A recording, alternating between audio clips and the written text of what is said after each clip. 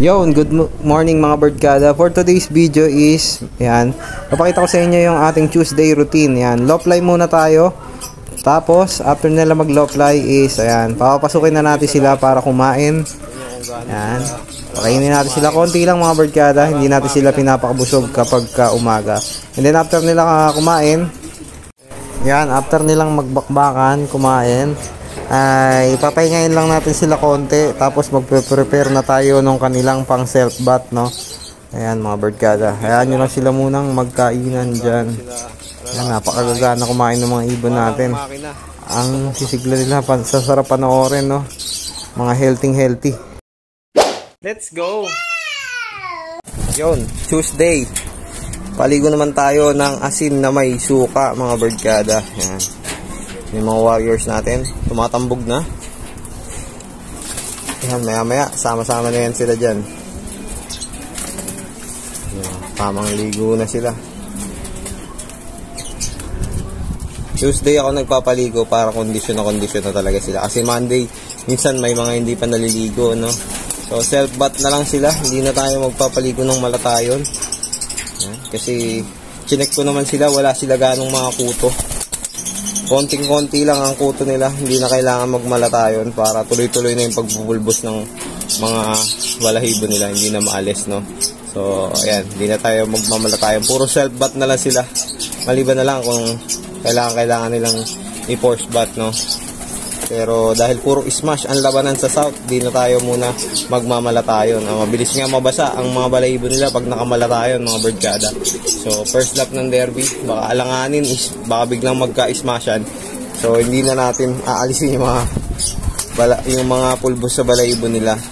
Yan, para waterproof sila, no, at makatagos sila kung sakaling mag-smash. Nanay naman sa smash ng mga ibon natin, pinaparonda natin sila kahit smash. So maasa akong makakauwi sila kung sakaling magka-smashan sa first lap, no. Ito yung pinakamahirap yung first lap. Pagka nalusutan yun, madalas magiging swabe na ang buong karera kapag nalusutan yung first lap. Madalas kasi yun ang siksikan ang mga ibon sa first lap. Second lap nagkakabawasan na, so medyo maayos na, kaya dapat galingan natin ang pagkukondisyon sa mga ibon sa first lap, no. So ayan ang aking tips. Tuesday, self bath naman sila, pang-alis na mga sakit ng katawan nila yan, pang-alis na rin ng mga virus na dala nila. Sama na rin yung mga kasama nila dito, ligo na rin sila para kung makapitan sila ng virus, yan is maalis din. Ayan.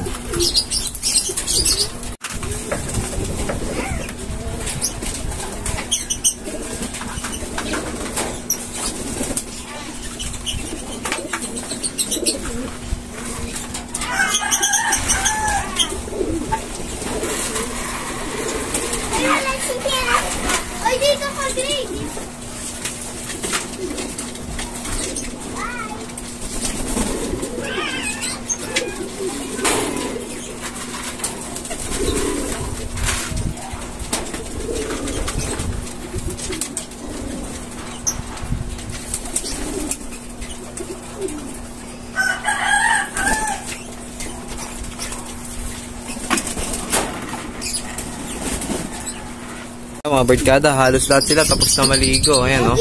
Kahit malakas yung hangin dito sa amin, malamig, is naligo silang lahat. Ayan, no? Ito nyo naman,